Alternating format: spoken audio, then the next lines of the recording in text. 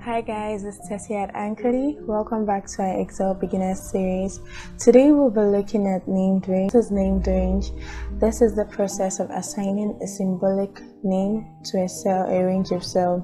It makes it easier to understand and maintain the formulas in our Excel worksheet. You can define a name for cell range, functions, constants, and tables.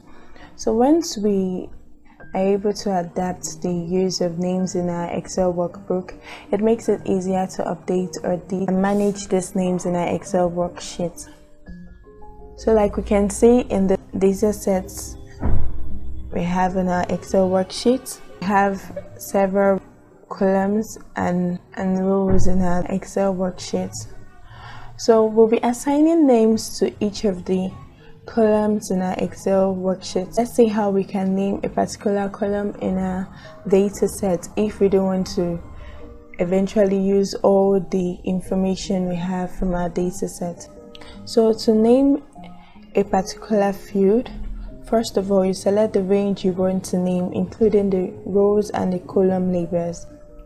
We'll be working with the exercises we have for this worksheet.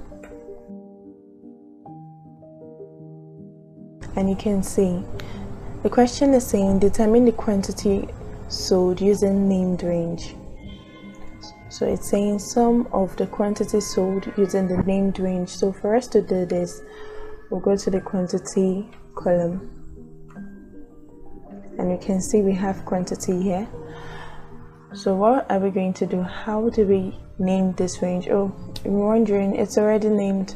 So for us to be able to do this, it's named, yes, but it's not reflecting on our Excel address bar. It's not reflecting our Excel address bar. When we selected the cell using our Ctrl+Shift-down arrow key, we see that it's just giving us the location of the first cell in the selected cell range.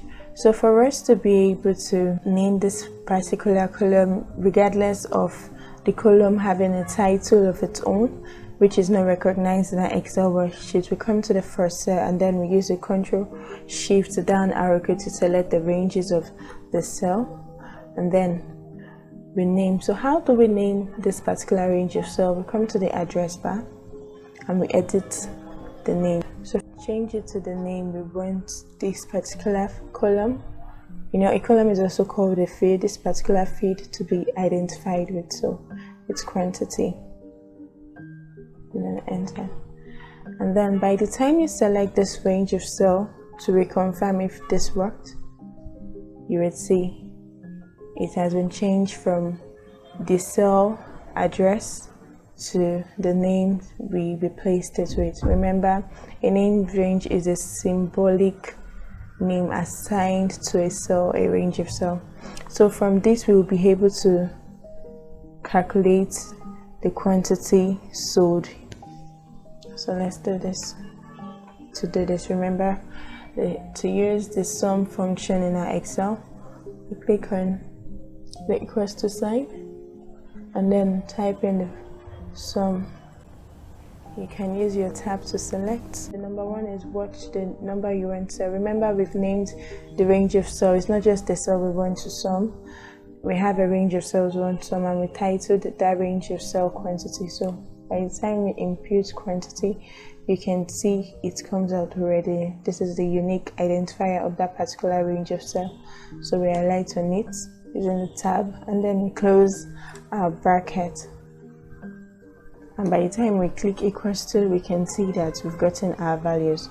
So let's repeat this for our other questions. The same, determine the average unit price using the named range. You can see there's an int to say you will have to create a named range for this. So this is our unit price here, and it's saying determine the average unit price using the named range. For us to do this, Remember, we highlight on cell, which is the unit price. You'll be wondering, but this is already an identifier of this particular column, but then it is not reflecting in our worksheet address bar. It can also be a name box. You select on this particular cell, and then you select the range using our control shift, the down arrow key, and then we come to our name box or our address bar, and then change it to unit price.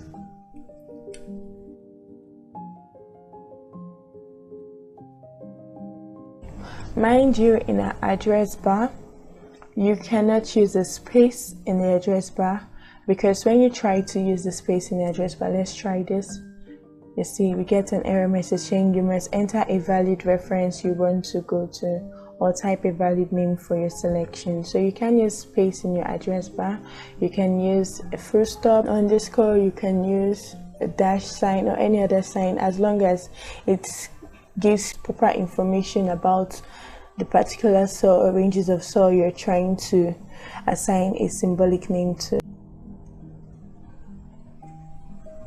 And then you can see it worked.